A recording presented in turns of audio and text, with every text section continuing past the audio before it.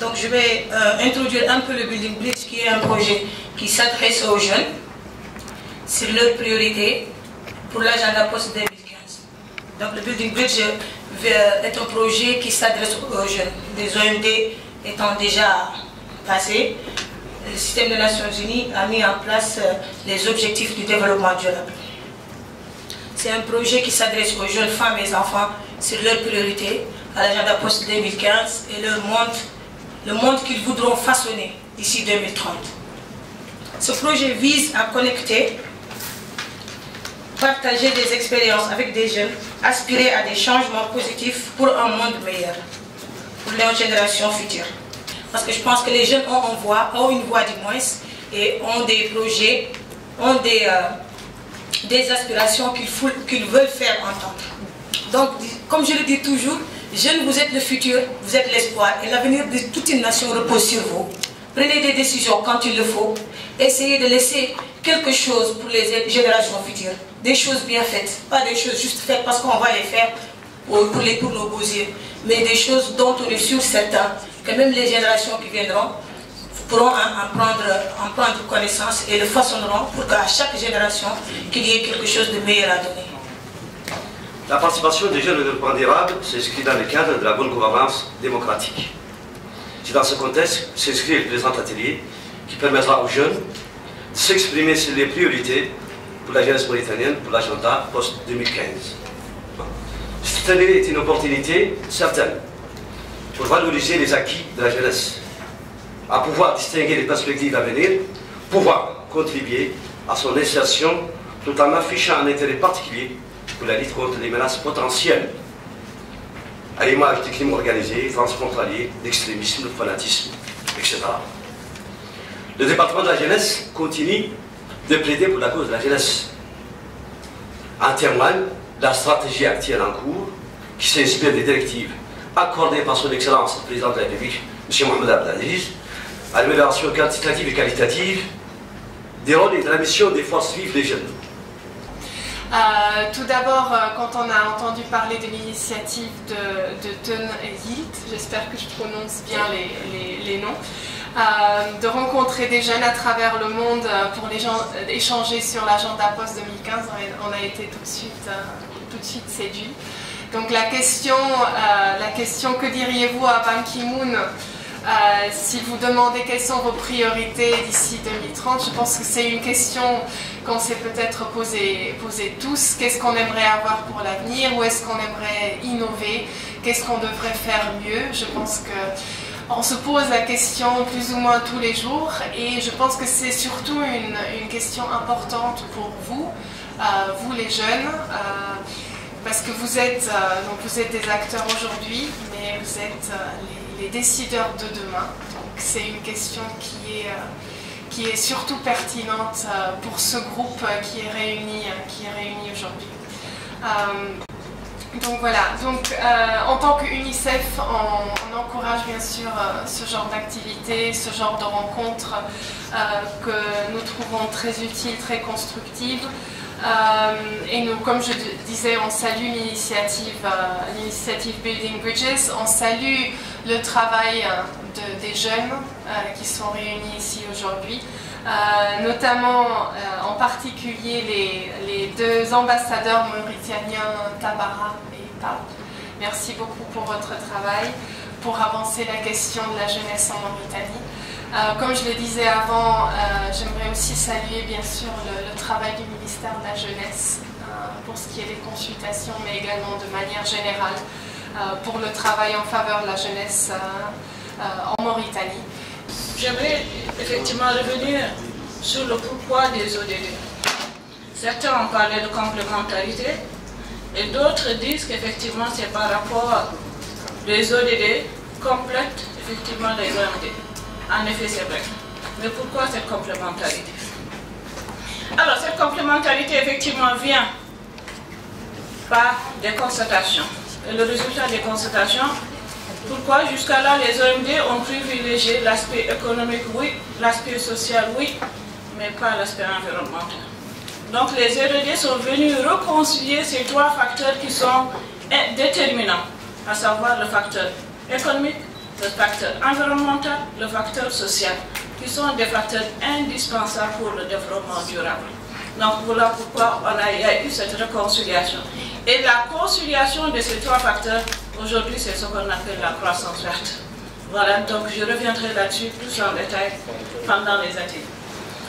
Alors, donc ici, c'est comment intégrer la croissance verte de façon générale, je dirais le développement durable, dans nos politiques économiques.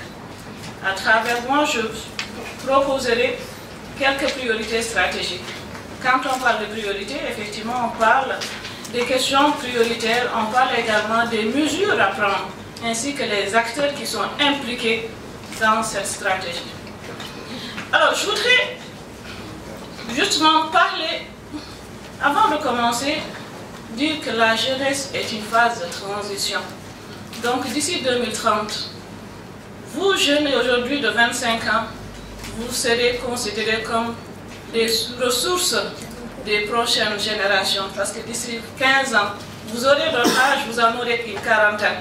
Donc vous aurez 40 ans et vous aurez effectivement les mentors, vous serez les coachs de la prochaine génération. Et je vous encourage vivement parce que c'est très important le travail que vous êtes en train de fournir aujourd'hui. Alors, ici, donc les acteurs prioritaires, je mettrai un accent particulier sur l'évaluation des conditions générales. Quand on parle d'évaluation des conditions générales, on met un accent sur le processus global d'action publique, un processus d'élaboration des stratégies, un dialogue bien entendu avec le public. Et comment ceci va se matérialiser? Effectivement, il faut faire, donc, quelles sont les questions prioritaires, quelles sont les mesures à prendre, quels sont les acteurs du processus. Donc là, vous avez effectivement tous les ministères tutelles, vous avez les ministères sectoriels, vous avez effectivement de faire appel, la possibilité de faire appel aux experts qui comprennent les liens entre la politique environnementale et la politique sociale, la politique économique, important. Il faut effectivement identifier les acteurs, donc c'est vous qui êtes les acteurs. Donc il y a la société civile, il y a les leaders d'opinion, il y a les champions. Vous avez aussi les acteurs gouvernementaux qui jouent un rôle très important. Et dedans, maintenant, comment ça va se manifester? Il faut travailler effectivement d'arrache-pied et en étroite collaboration avec les organisations de la société civile, des secteurs privés.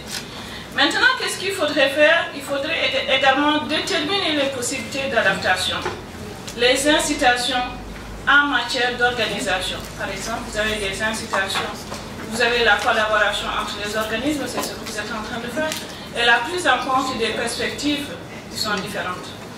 Et ceci, bien entendu, comment il faudrait le faire? Il faut fixer des priorités sur la base d'une évaluation réaliste avec des possibilités d'améliorer le processus d'action publique aussi, c'est important. Il faut déterminer les besoins en matière de conscience et de connaissance. Là, c'est très important quand on parle de conscience et de connaissance. On parle du point de vue information, formation, mais aussi du point de vue de tous les produits qui fondent la connaissance. Il faut aussi identifier les outils d'analyse et adopter en vue du développement d'une formation adoptée. Donc, relever des données et d'observation nationale, apporter des justifications économiques, élaborer une politique. Et enfin, il faut chercher la possibilité d'influencer, d'influer sur l'action publique. En faisant quoi? Bien entendu, en faisant un soutien à l'utilisation des résultats d'analyse technique, un soutien à la justification économique, il faut développer des compétences. Donc, il faut aussi qu'il y ait des mesures d'investissement, d'accompagnement. Dans ce cas, il faut peut-être penser à faire participer les organisations de la société civile qui peuvent apporter une contribution positive à ce débat qui est aujourd'hui le vôtre. C'est très important. Sur ce, je vous remercie. Donc, pour qu'une société soit développée durablement, il faut une des conditions sine qua non, c'est qu'il y ait des enfants protégés, éduqués et en bonne santé. Pareillement, pour que les enfants soient protégés, éduqués et en bonne santé, il faut qu'on puisse leur donner une société sûre et durable. Donc vous voyez de manière évidente qu'il y a une corrélation positive entre les deux éléments, les deux notions. Pour qu'il y ait un développement durable, il nous faut une enfance et une jeunesse protégée, éduquée. Et pour qu'on ait cette jeunesse protégée, éduquée, il nous faut un environnement sûr et durable. Donc c'est en cela qu'il y a un lien évident pour nous, UNICEF, et c'est le message qu'on souhaite faire passer entre les deux éléments. D'autant plus que la voix, les choix et la participation des enfants est primordiale pour qu'on assure cet environnement durable et soutenable, celui que nous souhaitons et pour lequel nous plaidons aujourd'hui. Voilà, donc là j'ai une petite définition de développement durable, nous l'avons tous lu et relu, entendu et réentendu, je vais vous la relire, comme ça sera une fois de plus. Le développement durable est un développement qui répond aux besoins présents sans compromettre la capacité des générations futures de répondre à leurs besoins. Qu'est-ce que ça veut dire? Vous avez un petit dessin là qui est assez significatif, c'est que je ne vous apprends rien en vous disant que l'enfant d'aujourd'hui c'est le jeune de demain, c'est l'adulte après-demain. Donc qu'est-ce qu'on fait à partir de là? Donc ça exige deux choses, de répondre aux besoins des enfants aujourd'hui, mais également de répondre aux enfants de demain et aux générations futures, aux besoins des générations futures. Ce qui est important de savoir, c'est les conditions très tôt dans la vie ont des répercussions durables et irréversibles sur la vie d'un enfant, et ceci pour toute sa vie, mais également sur toute la société. Je m'explique. Un manque d'investissement aujourd'hui dans les droits de l'enfant en termes de santé, d'éducation et de protection sont des barrières